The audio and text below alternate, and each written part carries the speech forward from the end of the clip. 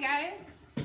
So today when you get your paper back to your table, the very first thing you're going to do is, of course, write your name. Second graders, you'll write your teacher, and then everybody, first and second, you're going to write your table number. Once you have that, flip it over because your name, all that information goes on the back. And then you're going to start working on your pumpkins. One thing I really super want you to focus on with this is drawing it big. That's going to make it so much easier when we do our second step and our third step, which will be painting it. So fun. All right, so to draw my pumpkin big, I'm going to start with a circle. If you start with a circle and you notice it's teeny tiny like that, don't even worry about erasing it.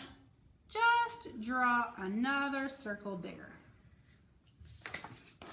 Remember, this circle should almost reach the sides of your paper, maybe even almost reach these sides too. So now my circle's taking up my space. Next, I'm gonna think about all those details that we noticed as we were looking at our pumpkins. And one thing that really helps my brain out is I kind of think about those shapes that the lines make here and here as bananas. And I like to start with 2 bananas on the side. I'll show you how I do that with a closer up view.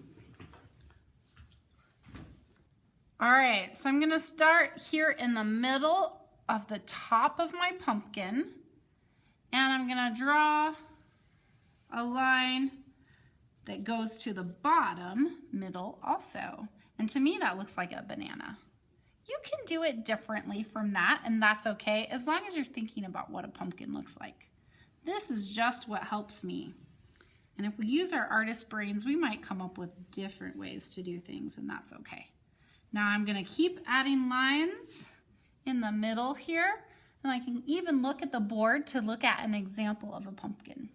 Now I'm also gonna think about the details. So I'm looking at the board, I notice there's some stems on pumpkins.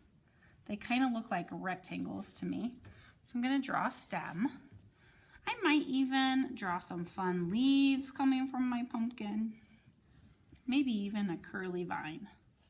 I could also put some grass where my pumpkin could be sitting. Now once I have my details on there, I'm gonna pick up a black oil pastel. Don't worry about the white ones. Those are for a little bit later on. Now notice that even just touching this oil pastel might get my fingers a little bit messy. Just like with paint, when we use oil pastel, the only thing we put it on is our papers. We're never gonna draw on our fingers or hands with it, and we definitely don't draw on the tables or our clothes. Now with the black oil pastel, I'm gonna trace all of my pencil lines. Every single one, just like I did here. You can't see any pencil anymore because I covered up those lines with the black oil pastel. Now, another thing that I want you guys to know is that we don't wash our hands until the end of class. So during work time, we're not washing our hands. During cleanup time, we are not washing our hands. At the very end of class, after we come to our carpet, I will ask you guys to come over to the sinks and wash your hands then, okay?